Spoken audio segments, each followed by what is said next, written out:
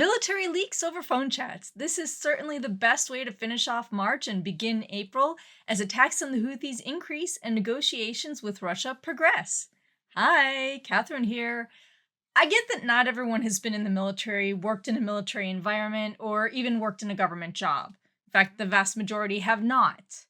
I want to try and help explain a few things so pure civilians get an idea.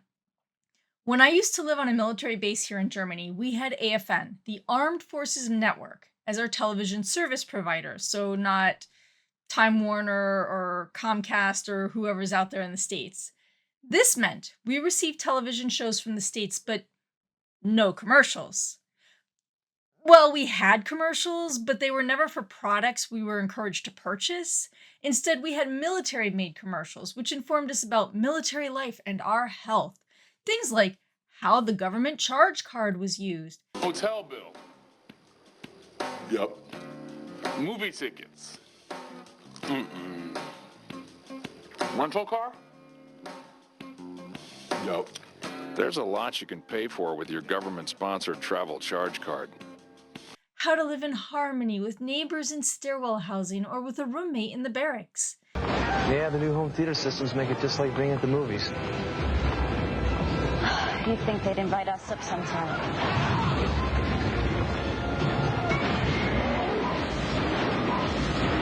Being a positive representative of America while living or traveling in a foreign land. While you're observing the local culture, the locals are observing you and forming impressions about the United States based on your actions. These were ridiculously low-budget commercials, and I am pretty certain they used military members and their family to act to them rather than spring for even low-level actors. Some of the best commercials were about OPSEC. It's a weapons case, M16.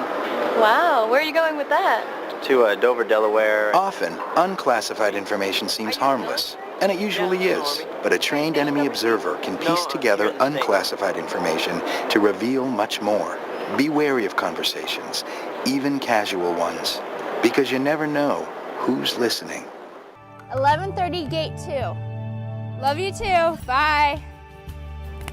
I can't believe she's making such a big deal out of all this. Actually, it's 10:30 at gate 2. You know, I really love the pictures that your aunt sent back from her trip to Paris, and I could have got a lot out of your dad's flight itinerary from his trip to Iraq. You girls need to be careful what information you're putting out there. You never know who's watching. Yes, this term has been all over the news right now, but for those who do not know this term, it means operational security. Yes, those commercials are horrible, but even 20 years later, I still can remember them. They do stick in the mind through their awfulness. As cringe as they are effective. While I may not like much of what our military does and the behavior of those in charge, OPSEC is still important. OPSEC is the most basic aspect of the military and working for the government. Even the newest soldiers learn about this. For those who do know the military, yes, I use soldiers because I come from an Army background, even though I worked on an Air Force base for a while. So there's also airmen, seamen, I guess now guardians for the Space Force. But please cut me some slack. Soldiers is meant to be all-encompassing. So I digress. Even the soldiers, the newest soldiers, learn about this. Things like securing your computer, even if you step away for only a minute, which I've heard many stories of people getting pranked when they were stupid enough to step away from an unsecure computer. Secure your work area. The old World War II adage, loose lips sink ships, still holds true, and soldiers are warned, zip it, do not talk about your missions. This extends to family members as well. Military dependents, so spouses or children or parents that are being taken care of by the military individual, are constantly told not to post on social media that their spouse or parent or kid is going downrange.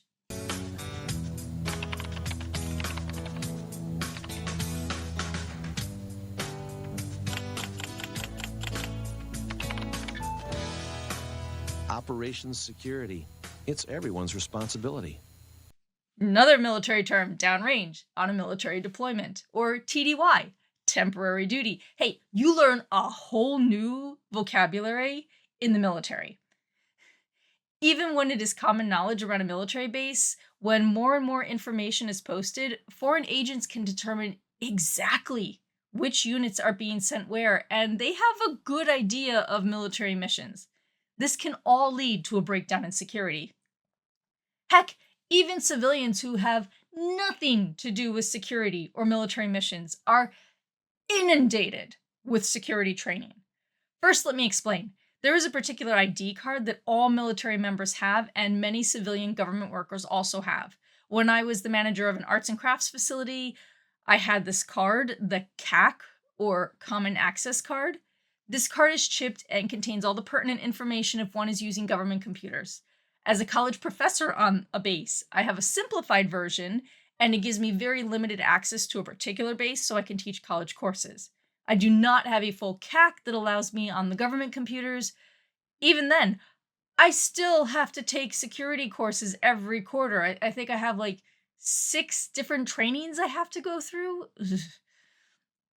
Believe me, these courses are inane. I have taken the same courses for nearly 20 years now. One is all about safety in the world around me and how to look out for possible spies on the military bases. It goes over things like, hey, don't leave a key in your bushes. Hey, don't let strangers in your hotel room. Oh, your hotel room is getting attacked and you're now in a shootout. What do you do? Don't lay flat on the ground because bullets will ricochet and hit you. Oh, but if someone throws a grenade, crouch instead of laying flat on the... It's really frustrating to go through this every single year. But hey, after all, OPSEC is everyone's concern. So we all have to do this. Funny thing, I went to check on the mandatory courses, security courses, the other day through my work, and guess what was due next? Specifically OPSEC. Great timing. Okay, honestly, I have taken these darn courses so many times. I now turn off the sound and I watch something else while they play through. And then I answer the test questions. I have to let it run through. I have to let every video run through. Otherwise, the course will not progress, so I cannot get to the test at the end. I have to click on every blasted link so the course progresses. Guess what? With only a little common sense, I get most of the answers correct. Having done these for nearly 2 decades, I get all of the answers correct without actually going through and paying attention to them now. The things that I had to learn to pass the test that didn't take common sense were things like, oh, well, this regulation does this, this, this. Okay, now I know the regulation names and numbers. Okay, lovely. Again, these are inane. Still, every military member, every civilian employee with access to government facilities have to do them regardless if we are ever engaged in anything actually dealing with security. Why am I griping about OPSEC? Well, it is probably pretty obvious given the current blow-up in the news. Have you heard about Jeffrey Goldberg from The Atlantic? Pretty much everyone is aware of the chat between top members of the government over the communications app Signal. Anyone with even the most basic knowledge of OPSEC is pretty aware this was stupid, and so obviously should not have occurred.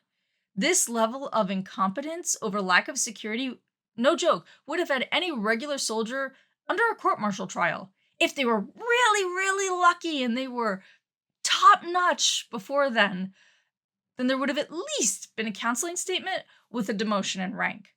Yet, those in office who pulled this stunt, they're being forgiven because, after all, everyone makes mistakes. Do you think that Mike Waltz made a mistake, and does he need to apologize? No, I don't think he should apologize.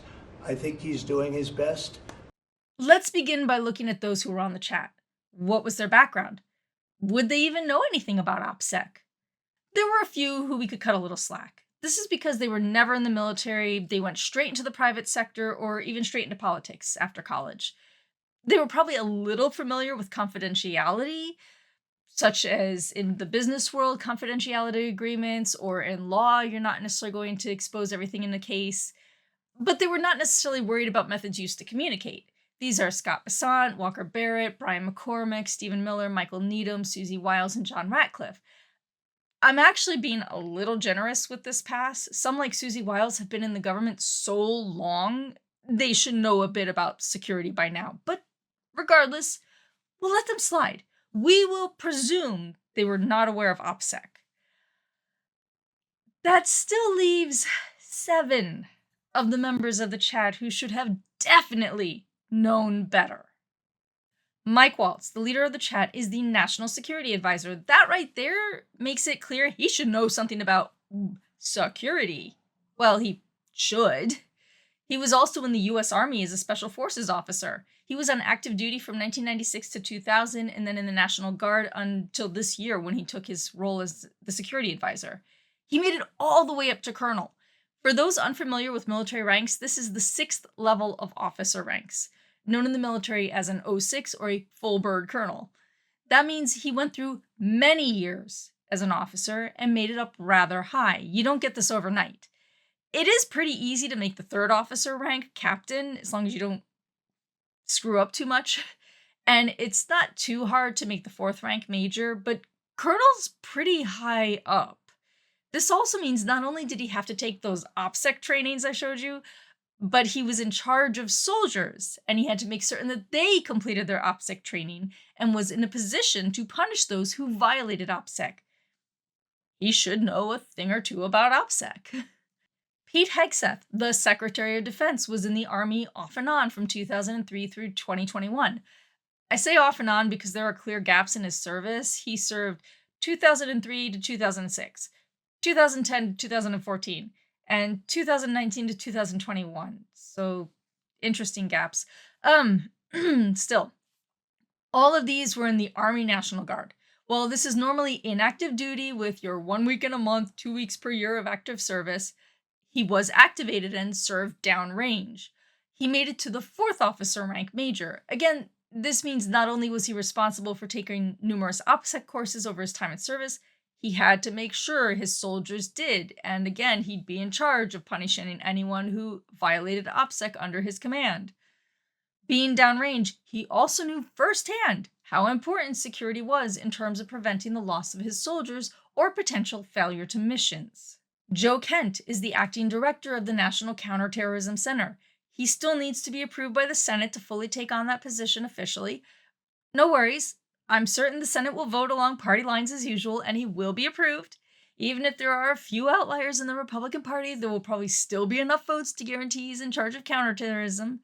As for his history, he is also an Army veteran. He enlisted as an infantryman and then moved up to Chief Warrant Officer.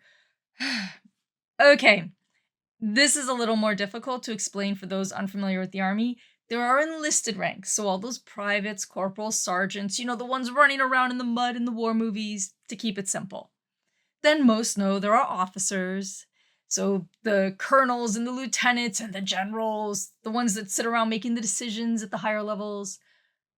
Okay, warrant officers are something in between. Again, this is a simplification. I'm not getting into the nitty-gritty. Basically, they're sort of like officers, and they are paid more, they oversee the lower ranks, and they can command units. But unlike regular officers, they're usually not managers of military units. They're instead technical experts in their field. They are high-level specialists. Again, those who understand the military can very easily argue there is more to this, because there is. But I am trying to make it a little clearer for people who have no clue about the military. It is easy to forget in the military environment. The vast majority of Americans have no interaction with the military short of, oh, I had this uncle or cousin who joined up for 3 years, like 20 years ago, back in their youth. So I'm trying to make this digestible. Now, back to Kent. He was in Special Forces and Intel. Next vocabulary word, intelligence. Okay. Not only was he forced to take all those training sessions, but he was in Intel. That demands a higher security clearance than other fields. That means he had even more OPSEC training than the average soldier. Alex Wong is the Deputy National Security Advisor. He stands there right with Mike Waltz. No, he does not have military experience. He first went into law and then straight into government. However, he is the Deputy National Security Advisor. He is Waltz's second in command. Kind of is his job to know about security, and OPSEC comes with the position. Tulsi Gabbard is the Director of National Intelligence, the head person in charge of national intelligence. It should be assumed that knowing about OPSEC, again, comes with the job. Okay, let's say she has a different background and did not know about OPSEC, except she also served in the military. She enlisted in the Army National Guard. She deployed to Iraq in 2004. She then went to the Alabama Military Academy to earn a commission as an officer. She made it up to the 5th officer rank, again, pretty darn high, a lieutenant colonel. That one, they have an oak leaf. They don't have a birdie on their shoulder. So yes, most of her time was in the National Guard and Reserves, but she was still in a high position and definitely had plenty of exposure to OPSEC training and making certain her subordinates completed their training.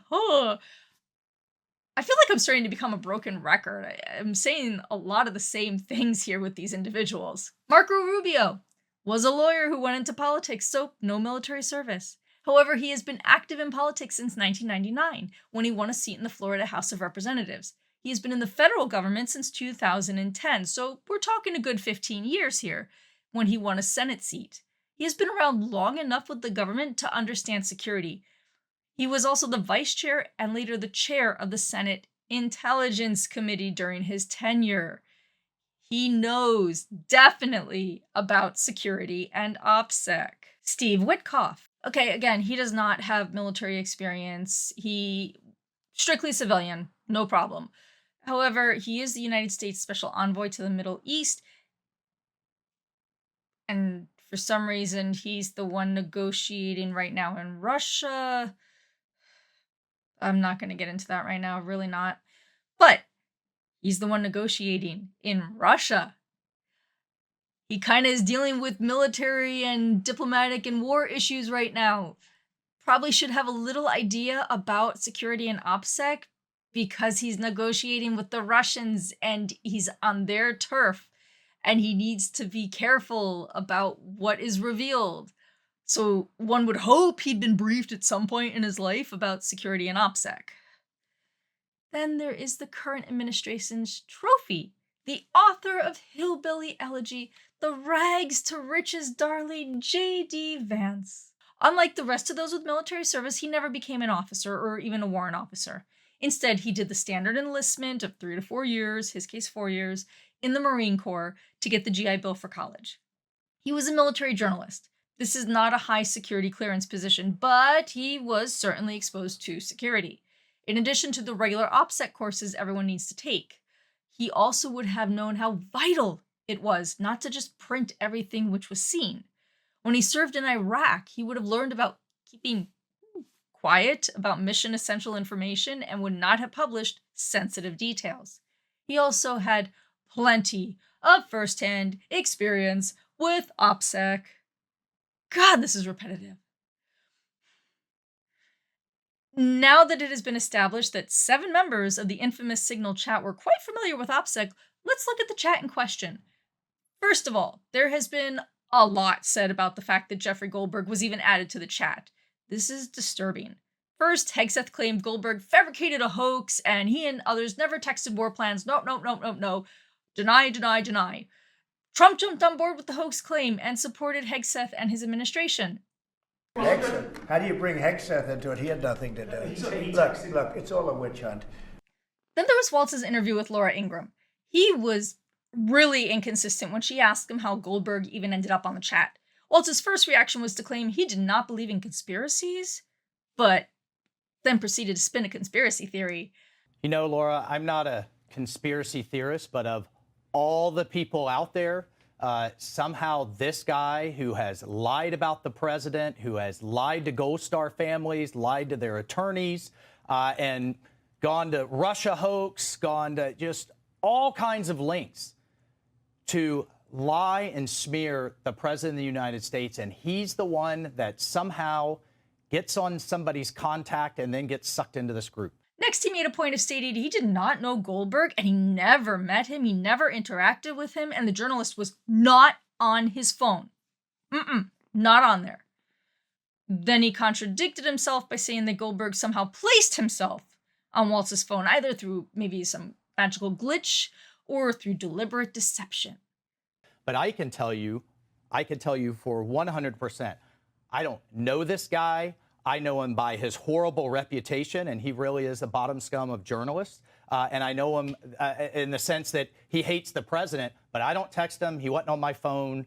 I'm sure everybody out there has had a contact where it was said one person and then a different phone number. But you've never talked to him before, so how's the number on your phone? Okay, so how could Goldberg's number be on his phone when it was not on his phone? Sorry, but Waltz cannot even maintain a story for one whole minute. Okay, let's say his phone was hacked, which Waltz implied when he said Goldberg may have deliberately placed himself on Waltz's phone. Then this means his phone was not safe and could easily be hacked. Probably not a secure area to have a classified conversation. That would be an OPSEC issue. Since that interview, it has come out that a staffer was responsible for placing Goldberg's name in the phone. Trump did not name the staffer from Waltz's office, but that's no surprise. What is disturbing was if this is true and not another story to try and cover up incompetence, why did a staffer have access to Waltz's phone? Does Waltz just leave it lying around the office unlocked? Does he give it to his staffers with the password so they can post through it? Again, this would be another violation of, say it with me, OPSEC. First, the idea of giving an underling access to potentially act as Waltz with Waltz's own phone is a big no-no. Then the fact that an underling who probably does not have the clearance for the information discussed now has regular access to the device with the classified information. This is a hell no. Again, at the lower levels of the government sector and military, this would have people harshly disciplined and probably brought into court.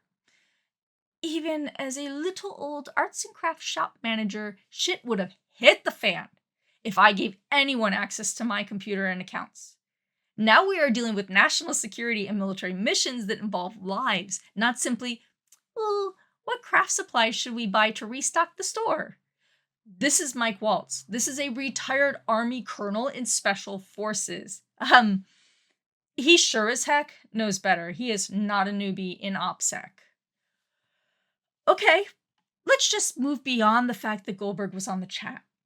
There are so many other issues at play. First of all, look at the first screenshot. Disappearing message time was set to 1 week. There are a few things to unpack here. A judge has since ordered all of the Signal chats to be recorded for future documentation. This means the 1 week until erasure would have been in violation and records would not have been properly kept. Of course, this is a bit of a Trump thing. Back in his first term, he was driving people absolutely bonkers because he would just rip up documents when he was done with them, so they had to tape them back together because they have to keep records for the future. All right, let's look at the opposite side of the issue. Keeping those chats on the phone for 1 week would be dangerous in terms of OPSEC. These phones are moving all over the country as Hegseth traveled to Hawaii, Vance was, in Michigan, and even internationally as Vance traveled to Greenland. Heck, Witkoff was in Russia during some of this. Witkoff denies he had his phone with him, but we have learned these officials cannot keep their stories straight with each other, or even for a few minutes on national television, so we really cannot trust that the phone was not in Russia at this point. Either way, this 1 week time frame for the messages is a big mess. That is not even looking into the fact that toward the end of the text, Waltz changed the messages to disappear after 4 weeks. That has the potential to make an even bigger mess in terms of OPSEC. What about the next line? MAR added MAR. MAR being Marco Rubio. This means Rubio added himself. One does not add the device they are on to the same chat. Well, I mean, he could possibly, but then he really does not know what he is doing, and should he really have the ability to add people? What is more likely is Rubio added a second phone number to the same chat. Why? Is it because he is going back and forth on 2 different phones and does not want to miss anything? Okay. Is it because he does not always have the same phone with him? Okay. However, this opens up more issues of OPSEC with the concern that there are multiple phones sitting around unattended with access to this classified information. The man who sat in leadership roles and headed the Senate Intelligence Committee really should not be so flippant with security. Okay, what about the chat itself? Vance typed, "Let's just make sure our messaging is tight here." It looks like Vance was a little concerned with OPSEC. Yay! Then how many times does Hegseth guarantee OPSEC is followed? But we can easily pause, and if we do, I will do all we can to enforce 100% OPSEC. I welcome your thoughts. More to follow per timeline. We are currently clean on OPSEC. Does it really need to be pointed out? Twice, Hegseth stated he was aware of OPSEC and it was good to go. Well, he definitely knows it exists. Something came out of his time in the army. It is only a shame he does not actually know how to implement proper OPSEC. Again and again, the administration claimed no classified material was discussed, yet Hegseth gave a very clear timeline of the attack. Yes, the exact targets were not spelled out, but the timeline and the attack methods were stated. Also, there were other chats, so we don't know what was stated at any other given time. This is far too much information to be spelled out on an unsecure phone. Waltz went ahead and named the head of the U.S. Central Command. The thing is, Goldberg noted he still kept some information out of the media, even after the White House adamantly denied there was classified information. The journalist who, yes, he had been in the Israeli military at one point, but not in the American military, he had a better understanding of OPSEC. Still, this means there is potentially more information that was discussed that either Goldberg was added to the chat after it was discussed, or he understandably omitted, which could have made the upcoming mission even clearer to those potentially intercepting. America spies on the rest of the world. This is very clear. America even does it well at times and finds out quite a bit of information. Who can honestly say that the rest of the world does not spy effectively on America? Other nations intercept American information all the time and gather data about our missions. Throwing this on a chat over an unsecured phone is practically handing the data to the spies. There are methods for transmitting classified information. A very well-known network is SIPR. This is a computer network which many use in the government. And no, I'm not revealing any classified information. One, I never had that level of clearance. And two, I'm only going to mention things that are very easily found by the public and is public knowledge. Okay, it is not always possible to sit at a computer while on the move. There are also secure cell phones which use their own networks.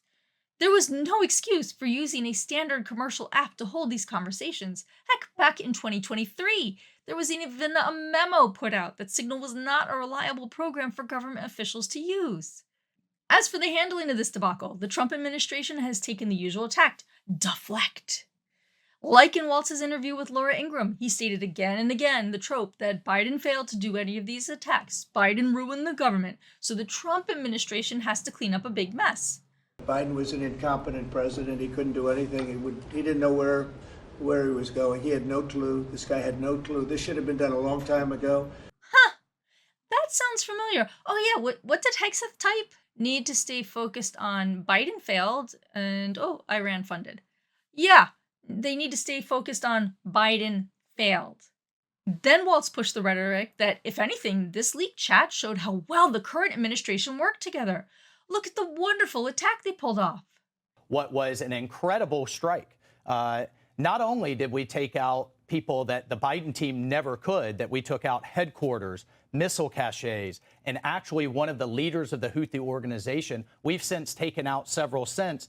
And, that's what they don't want to talk about. They don't want to talk about the success here. They don't want to talk about the hostages getting released. They don't want to talk about the Black Sea ceasefire. Press Secretary Leavitt in her quick press chat stuck to the same script. Biden ruined everything, and look how wonderfully the team worked together to pull off this attack. And Mike Waltz and his entire national security team have been working together very well. If you look at how much safer the United States of America is because of the leadership of this team. Sorry folks, deflection does not undo the OPSEC violations. It is a ruse to distract the public from the huge screw-up. Just like Waltz blowing off the 2023 memo against Signal, deflecting with the Biden administration messed up and communications not as good as it could be because of this. I've been very frustrated about, the quality of our communications.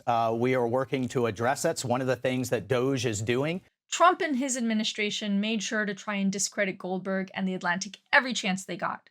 Waltz claimed Goldberg lied about Gold Star families and the Russia hoax. That's one of Trump's popular claims. Lied about the president, who has lied to Gold Star families, lied to their attorneys. Levitt lit into how Goldberg lied about weapons of mass destruction to get America into the Iraq War. This is the same Jeffrey Goldberg who infamously lied about weapons of mass destruction to get us into the Iraq War, which cost trillions of dollars and thousands of American soldiers. Trump claimed the investigations around the leak chat are a witch hunt. That's another popular phrase of his. Look, it's all a witch hunt. Just like Hegseth typed about focusing on how Biden failed, focus on how Goldberg lied. Guess what? Biden did not fail in everything like Trump claimed. He also continued attacks on the Houthis, even though the Trump administration claims to the contrary. Bombing the Houthis, if the attacks don't stop, will you continue with the strikes, sir? We will make sure that we respond to the Houthis as they continue this outrageous behavior, along with our allies. Goldberg has not lied in all of his news articles, and The Atlantic is not a failing media. Another popular line from Trump. However, it is the current administration's policy to attack anyone against them, to deflect any criticism of their actions, and to ramp up the propaganda that the administration is doing everything right and ushering in a golden age. Once again, this does not change the truth. This does not undo the breaches in OPSEC perpetrated by the heads of the Trump administration. There are a few other issues I will briefly put out there as well. I won't get too in-depth with them, but what is up with the maturity level of these heads of government? After the confirmation of the attacks, Wolf and Witkoff used emojis. This is a discussion between government officials concerning a military mission. Is it really appropriate to use emojis? Then there's the emojis that they used. Waltz typed a fist bump, American flag, and flames. That reads like, yeah man, go America, let them burn. Witkoff typed 2 praying hands, a flexed bicep, and 2 American flags. Again, this reads more like, praying for our troops, God bless. Let's show muscle and go America! This comes across less as government officials executing a thoroughly planned mission and more like the bros in the locker room slapping each other on the ass and chanting to hype themselves up for a big game. It comes across like an overdosed testosterone fit. Sorry, but Vance has already shown himself to act like a thug when he verbally attacked Zelensky in the Oval Office, and every time he lambasted Europe, while I guess to the various countries were representative of America and we should be on our best behavior. Oh yeah, that was some of the old AFN commercials. While you're observing the local culture, the locals are observing you and forming impressions about the United States. Hegseth has a long history of sexual harassment on women and alcoholism and his need to prove his masculinity and toughness by working out at every base he visits because he trains with the troops. He's tough with them, yeah. At the moment, I do not know if the other men in the chat have similar issues, except for the usual rhetoric of attacking those Trump does not like. We do not need bros on the attack. We need level-headed, responsible adults who do not see real-life attacks like kill counts in a video game. Now, boys and girls, what have we learned today? OPSEC is important. We have leaders who are quite familiar with OPSEC, but obviously do not think it pertains to them. We have bros leading the government who treat military missions like video games. We have a government that works hard to deflect and distract in an attempt to pull the wool over the public's eyes so they can do whatever they want without repercussions. You know the drill. We are counting down the days until midterm elections. In the meantime, write your congressional leaders, protest in whatever way you can legally. Don't go blowing up Tesla dealerships. Protest Tesla dealerships, don't blow them up. Go and protest where you're legally allowed to. Otherwise, honestly, it just fuels their hate and their anger, and it justifies all the abuses that the right wing is currently engaging in. And for those who have the opportunity or the inclination, run for election yourself at all the levels. We're not just talking national or state level. You can run county level. You can run town or village level. Do it. Bring new voices out there. Bring fresh ideas. Say that we're not going to stand for the same old rigmarole and this abuse. Shape your future.